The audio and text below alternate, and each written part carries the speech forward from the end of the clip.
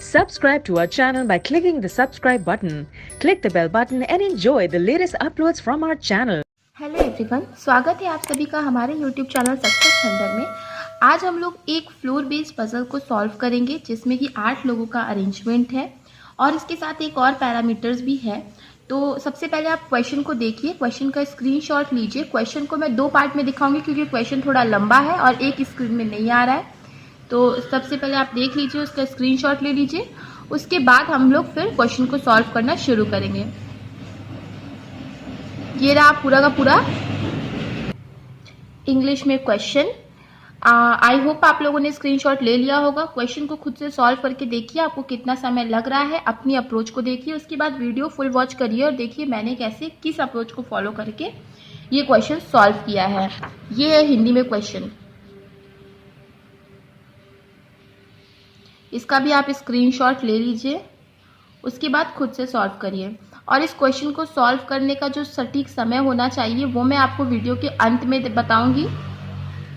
और ये question definitely pre में नहीं आएगा, ये प्री लेवल का क्वेश्चन नहीं है, ये मेंस लेवल का क्वेश्चन है।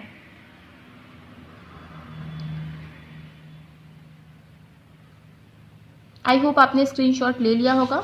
चलिए क्वेश्चन को सॉल्व करना शुरू करते हैं। उससे पहले दोस्तों, अगर आप चैनल पर पहली बार आए हैं, चैनल को सब्सक्राइब कर दीजिएगा और वीडियो को लाइक कर दीजिएगा अगर वीडियो पसंद आए, और शेयर करना ज़रूर करिए। आप शेयर करने की बहुत ज़रूरत है। चलिए अब क्वेश्चन को सॉल्व करना शुरू करते हैं। देखिए क्वेश्चन में क्या लिखा हुआ है। 8 टीचर्स, 8 टीचर है ABCDEFG and H, live in an 8 storey building, 8 storey building में रहते हैं। Such that ground floor is numbered as 1, the floor above it is numbered as 2, उसके ऊपर वाला फ्लोर जो है वो सेकंड फ्लोर कहलाता है। और इसी तरह कर करके सारे के सारे फ्लोर्स का लिखा हुआ है, जिसमें से कि सबसे ऊपर वाला फ्लोर जो है 8th फ्लोर कहलाता है। आगे लिखा है but not necessarily in the same order, मगर जरूरी नहीं कि वो इसी क्रम में हो। And they all belong to different schools, और ये लोग डिफरेंट स्कूल को भी बिलोंग करते हैं, MNOPQRST। फिर again but not necessarily in the same order, जरूरी नहीं कि इसी क्रम में हो। तो देखिए जब भी फ्लोर बेस्ड पजल आता है तो एक चीज तो फिक्स होती है, वो है फ्लोर। तो हम चलिए फ्लोर को फिक्स कर लेते हैं। 8 7 6 5 4 3 2 1, 8 फ्लोर है तो 8 फ्लोर को हमने फिक्स कर लिया।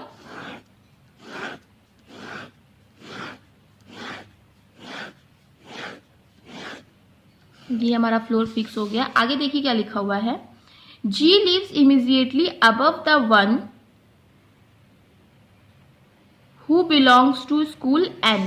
ठीक है, G जो है वो इमीजिएटली अबव किसके आएगा, जो कि स्कूल N से बिलोंग करता है। ठीक है, तो ये कंडीशंस मैंने आपको पहले ही बोला कि प्री में आपको कंडीशंस नोट करने की जरूरत नहीं, आप डायरेक्ट पुट अप कर सकते हो क्वेश्चन में। बट अगर आप मेंस की क्वेश्चन सॉल्व कर रहे हो तो आपको जरूरी है कि आप कंडीशन जरूर नोट करें, इससे बहुत फायदा होता है, समय भी बचता है। आगे देखिए क्या लिखा हुआ है। G lives immediately above the one who belongs to school N and lives on an even numbered floor but not on the top floor। देखिए and, but, कॉमा, ये सब जो चीजें आती है ये पहले सब्जेक्ट के लिए आती है, और ये बात मैंने आपको कई बार बता चुका है। तो ये जो एंड है वो पहले सब्जेक्ट के लिए है। वो कौन है पहला सब्जेक्ट, वो है G।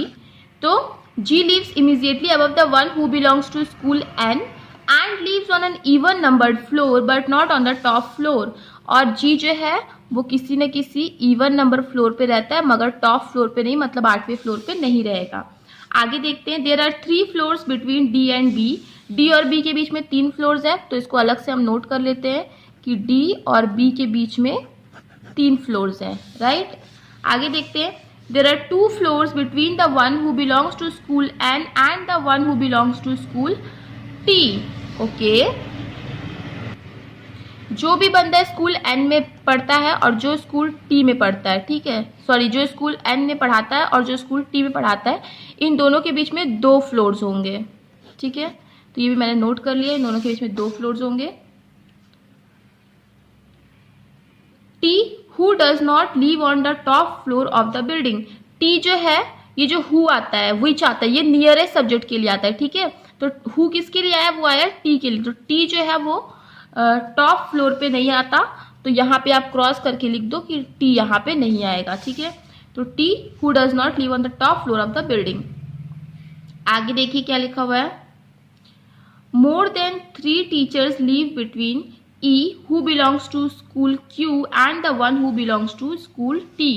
अच्छा, 3 टीचर से ज्यादा रहेंगे E के बीच में जो कि स्कूल Q को बिलोंग करता है, और the one who belongs to school T मतलब और वो बंदा जो कि स्कूल T से बिलोंग करता है, इन दोनों के बीच में मोर देन 3 पर्सन्स रहेंगे। ओके, तो E जो कि स्कूल Q को बिलोंग करता है और T, इन दोनों के बीच में मोर देन 3 पर्सन्स रहेंगे। आगे देखिए, one who belongs to school S live immediately below E, ठीक है। तो जो भी स्कूल एस को बिलोंग करता है वो ई के बिल्कुल नीचे आएगा। तो ई के जस्ट नीचे कौन आएगा, स्कूल एस को जो बिलोंग करता है। तो देखिए मैंने इसी में नोट कर लिया है। इसी तरीके से आपको भी नोट करना है कि कंडीशंस में आपकी आधी पजल सॉल्व हो जाए, तो फिर इस तरीके से नोट करने की आपको भी कोशिश करनी है। तो चलिए आगे देखते हैं, आगे क्या लिखा हुआ है। One who belongs to school S live immediately below E, A belongs to school M and does not live on an odd number floor, ठीक है। ए जो है वो स्कूल एम को बिलोंग करता है और ऑड में नहीं रहेगा, मतलब इवन नंबर फ्लोर पे रहेगा, ठीक है। ए जो है वो स्कूल एम को बिलोंग करता है, वो इवन नंबर फ्लोर पे रहता है।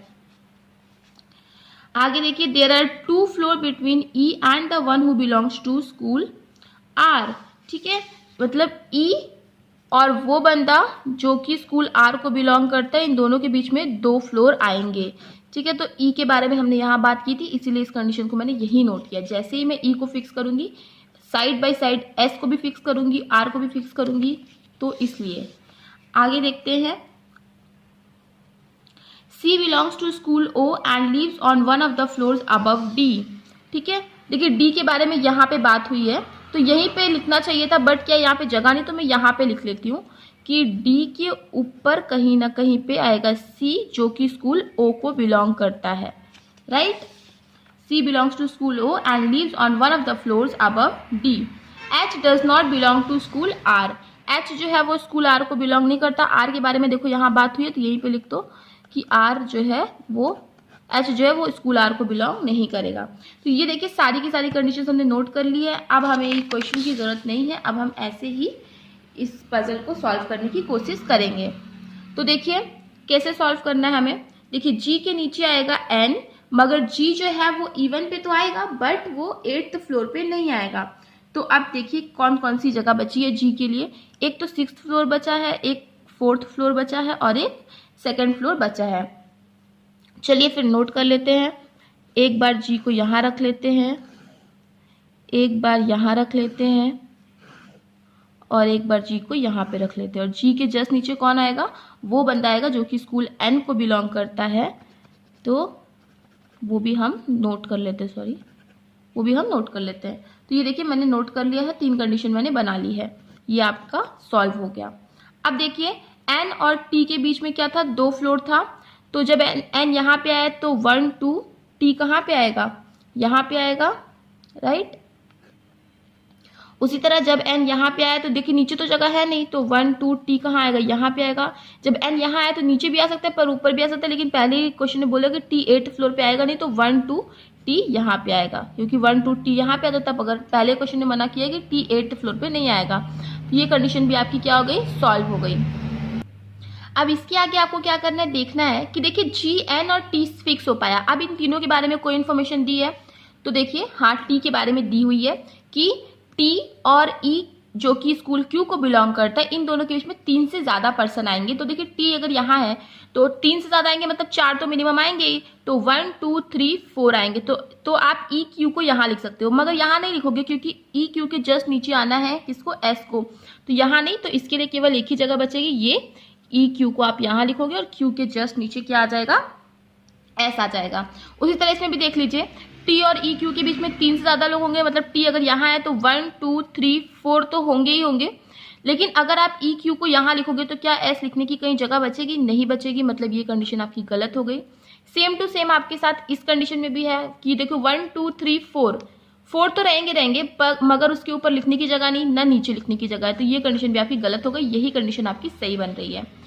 ठीक है, तो ये आपका पॉसिबिलिटी, ये वाली जो कंडीशन थी आपकी सॉल्व हो गई। अब देखिए ई और आर के बीच में कितने हैं? 2 फ्लोर है, तो ई जब यहाँ है तो 1 2 आर को यहाँ पे आना चाहिए।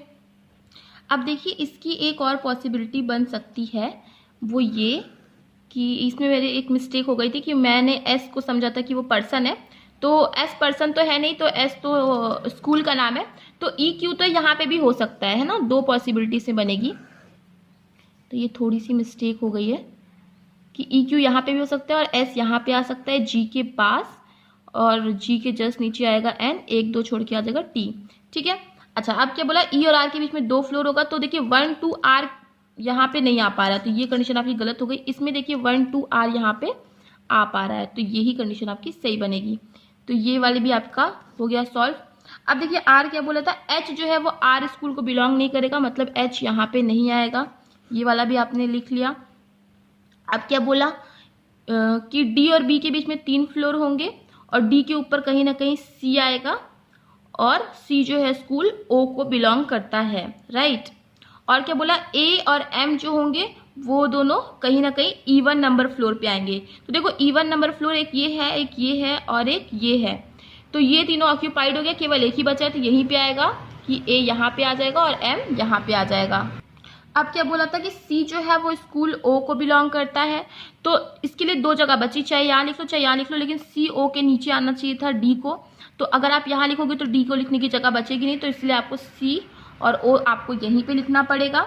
उसके बाद इसके नीचे आएगा डी, तो यहाँ पे 2 जगह है, ठीक है, डी यहाँ पे भी आ सकता है, डी यहाँ पे भी आ सकता है, मगर डी और बी के बीच में कितने फ्लोर्स होने चाहिए? 3 फ्लोर। अगर डी को आप यहाँ रख रहे हो तो 1 2 3, बी यहाँ पे नहीं आ पाएगा, तो इसीलिए आपको डी यहाँ पे रखना पड़ेगा 1 2 3, ताकि बी यहाँ पे आ जाए। अब देखो एच यहाँ पे अगर नहीं आ रहा है तो एच कहाँ पे आ जाएगा?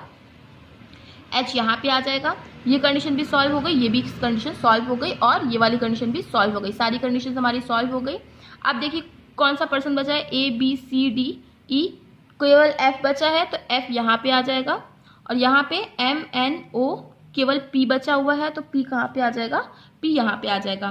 तो ये वाला ही हमारा फाइनल अरेंजमेंट बनेगा। तो आई होप आपको ये समझ में आया होगा।